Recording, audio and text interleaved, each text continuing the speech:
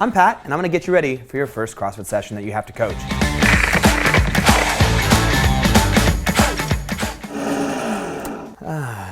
Oh, hi.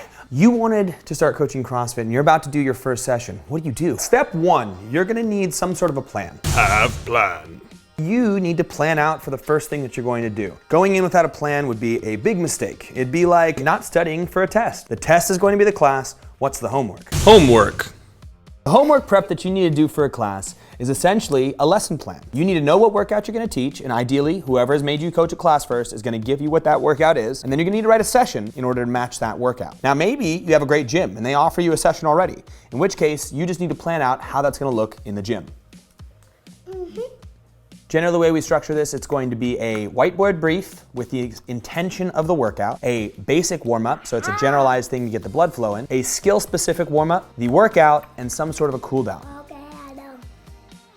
Now you can work backwards from whatever workout that you have. So say you have a 15-minute workout, that's a 15-minute chunk of your hour-long class. Take that as your starting place, and then work backwards off of that, saying, hey, here's 15 minutes missing, and build out each of those sections that I spoke about earlier. Now, if you have a good gym, they might already provide you with a good lesson plan. You just need to figure out how that's gonna play out in the gym. Now, what do I mean by play out in the gym? Where is the gear coming from? What is the direction you're going to give? What's the flow of the class? What if 10 people show up? What if 20 people show up? What if one person shows up? How is this all gonna go down? How do you scale the workout? How do you make sure that each one of these components are all set so when you come to class, you have a guide in your head for any and all contingencies that could potentially happen? I know it seems like a lot, but for your first class, it's important that you really plan. The more planning that you do, the less unexpected will happen, and booyakasha, you're running that much smoother of a class. Now, the real reason that I think you should plan is so that way you can think the least amount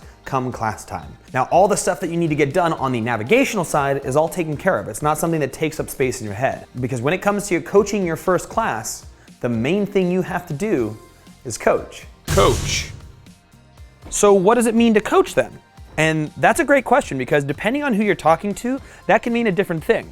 You might have even experienced something that I wouldn't necessarily consider coaching. In my mind, coaching has two separate parts. One part is going to be educational delivery. You're educating people on something they either don't know or do know, and you're just reminding them while simultaneously entertaining them. And part two is change. Change.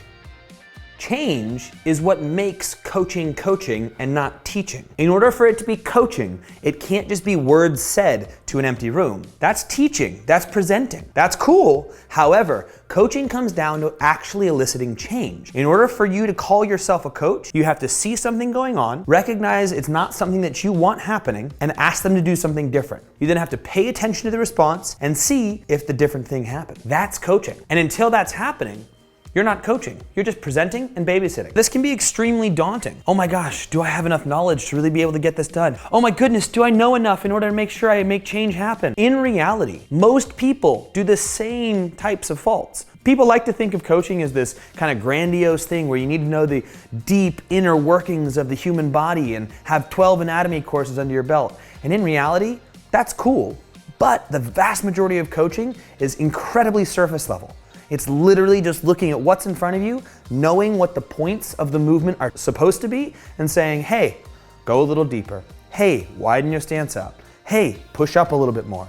It's pretty straightforward, and you have the ability to do it. I guarantee you do. In order to be a good coach, I don't care how many books you've read, how many classes you've taken, how many courses you've done, the only way that you can become a truly great coach is by coaching. And that doesn't discount the fact that education helps. Education and knowledge are the foundation for everything else that you do. The more education you have, the easier it is to build context around things. But remember what I said a second ago? Most people can be fixed with a hammer and a screwdriver. What I'm saying is that most of these problems can be fixed with simple tools. Things that you've done and you've heard as an athlete from your own coaches. So don't worry. Go in there, look at what's in front of you, see the big major problems that are happening, and offer small little bits of advice. If you plan, you write out a session, you figure out the logistics, and you go in with an open mind, looking to elicit change from the people who are in front of you, you will be just fine. And here's one final piece to leave you with. Caring about the people who are in front of you